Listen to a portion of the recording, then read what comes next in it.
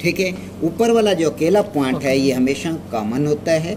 सीधे हाथ पर आपकी रनिंग होती है, उल्टे हाथ पर आपकी स्टार्टिंग होती है। आगे मेरी बात की समझ। कंप्रेसर के अंदर दरअसल हमारे पास टाइम शॉर्ट होता है, हमारे पास इतना टाइम नहीं होता हम एक एक चीज़ को खेलते रहें। 10-10 साल दुकानों पे नहीं लगाना, आपने 1-1.5 महीने के अंदर ट्रेंड होना होता है। अगर दिमाग को हाजिर रखेंगे ट्रेंड होंगे, वरना सब टाइम बर्बाद करें कुछ भी नहीं होगा। ये देखिए अकेला पॉइंट, अगर फ्रिज में कंप्रेसर लगा हुआ है, अकेला पॉइंट ऊपर है, नीचे 2 पॉइंट हैं, तो ऊपर वाला पॉइंट कॉमन है 100%, और सीधे हाथ पे जो पॉइंट है रनिंग है, उल्टे हाथ पे स्टार्टिंग है। दूसरा कंप्रेसर के अंदर एक पॉइंट और आता है, अकेला पॉइंट नीचे होता है, 2 पॉइंट ऊपर होते हैं। ये डेनफॉस का कंप्रेसर है, जर्मनी का। ये सबसे ज़्यादा इस्तेमाल होने वाला कंप्रेसर। आजकल डेनफॉस का नहीं है, आजकल चाइना का है, इस वजह से हम लोग इसे नहीं लगाते। अब क्या है, अकेला पॉइंट नीचे है, कॉमन हो गया। अब पॉइंट ये चेंज हो गए हैं, ये नीचे आ गए हैं, इस वजह से इस हाथ पे, सीधे हाथ पर अब आपकी स्टार्टिंग चली जाएगी, उल्टे हाथ पर आपकी रनिंग हो जाएगी।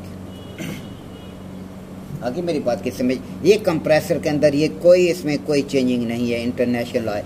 एक कंप्रेसर है वो बहुत कम है पाकिस्तान अंदर, सानियो जापान, वो बिल्कुल ही अलग कर रहा है।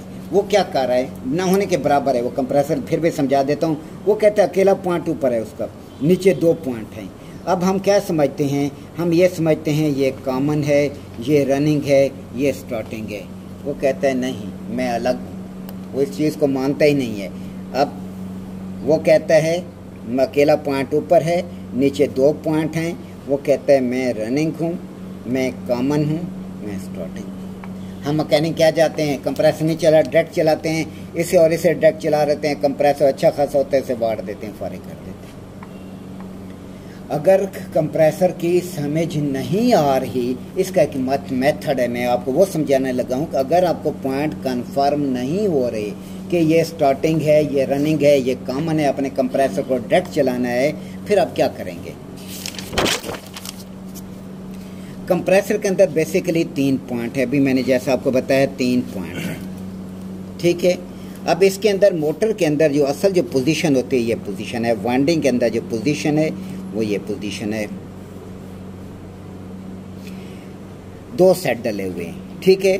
उन दोनों सेटों में से एक सेट जो है ये निकाल दिया गया, एक सेट ये, एक सेट ये।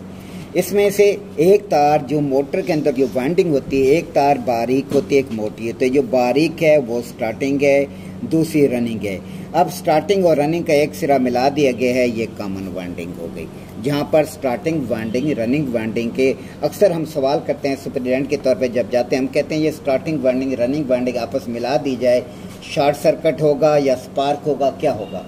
कोई कहता है शॉर्ट सर्किट होगा, कोई कहता है स्पार्क है। अब यहाँ पे वाइंडिंग है, न्यूट्रल फेस नहीं टकरा रहा, न्यूट्रल फेस में टकराऊंगा, शॉर्ट सर्किट होगा, स्पार्क होगा, दोनों चीज़ें शामिल हैं। अब वाइंडिंग की बात हो रही है, अक्सर सवाल वो जवाब खुद ही दे देते हैं, दोनों गलत होते हैं। आई मेरी बात की समझ। इस वजह से अपने दिमाग को हाजिर रखना होता है कि ये क्या कह रहा है कि वाइंडिंग के सिरे मिल रहे हैं तो शॉर्ट सर्किट स्पार्क हो गया, स्पार्क नहीं होगा, बल्कि आपकी कॉमन वाइंडिंग बनेगी। फिर सब क्या टाइम था आज क्लास का, कैसे बनी है रनिंग, कैसे बनी है, जहन में रखेंगे तो बात बनेगी। आपका जहन मोबाइलों पे गुस्सा हुआ है, जिसकी वजह से आप लोग डेवलप नहीं कर रहे अपने आप को। अब यहाँ पर कंप्रेसर के अंदर वाइंडिंग मैंने 3 बता दी हैं। अब इसके अंदर सबसे ज़्यादा जो मज़ामत होती है, मज़ामत जो होती है वो स्टार्टिंग रनिंग की होती है। दरमियानी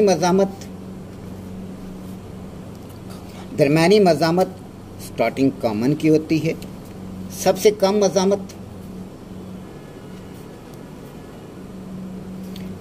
मज़ामत कॉमन रनिंग की होती है। अकेला पॉइंट अगर लें तो सबसे ज़्यादा मज़ामत स्टार्टिंग, उससे कम रनिंग, उससे कम कॉमन। ये चीज़ें याद होनी चाहिए। सबसे ज़्यादा मज़ामत किन पॉइंट के दरमियान है, स्टार्टिंग रनिंग के दरमियान है। उससे कम मज़ामत किसके दरमियान होनी चाहिए, स्टार्टिंग कॉमन के दरमियान होनी चाहिए। अब सबसे कम मज़ामत कॉमन रनिंग के दरमियान होनी चाहिए। अब एसी है, जैसे ये कंप्रेसर आ गया, अब आप कनेक्शन करने कोई पता नहीं क्या है, कहाँ पॉइंट है, स्टार्टिंग कौन सा, रनिंग कौन सा है, कॉमन कौन सा है। तो अब ये देखें 3 पॉइंट्स दिए गए हैं, जिस तरह जिस एंगल में दिए गए तिरछे दिए हुए इस तरह होते हैं, एसी के अंदर सीधे पॉइंट नहीं होते। अब आपने मल्टीमीटर लेना है, जिसे टोंग टेस्टर लेना है, इधर 3 पॉइंट हैं। अब आपने बारी बारी इसके दरमियान मज़ाहमत माली, इसके और इसके दरमियान आपने इसको ए कर दिया, इसको बी कर दिया, इसको सी कर दिया। ए और बी के दरमियान आपने मज़ाहमत ली, आपको 50 ओम मिली है बिलफर्द। अभी आपने करना है 50 ओम मिली है। फिर ए और सी के दरमियान आपने रीडिंग ली है, बिलफर्ज आपको 30 ओम मिल रही है। इसके और इसके दरमियान आपको 25 ओम मिल रही है। अब आपने देख लिया है कि सबसे ज़्यादा मज़ामत किसकी ए और बी के दरमियान है। अब फार्मूला क्या कहता है? फार्मूला कहता है कि जिसके दरमियान सबसे ज़्यादा मज़ामत होगी वो स्टार्टिंग और रनिंग होंगी। अब आपको ये क्लियर हो गया, इनमें से एक स्टार्टिंग है, एक रनिंग है। अब ये क्लियर नहीं है ये स्टार्टिंग है या ये स्टार्टिंग है। अब ये क्लियर हो गया, ये कॉमन है।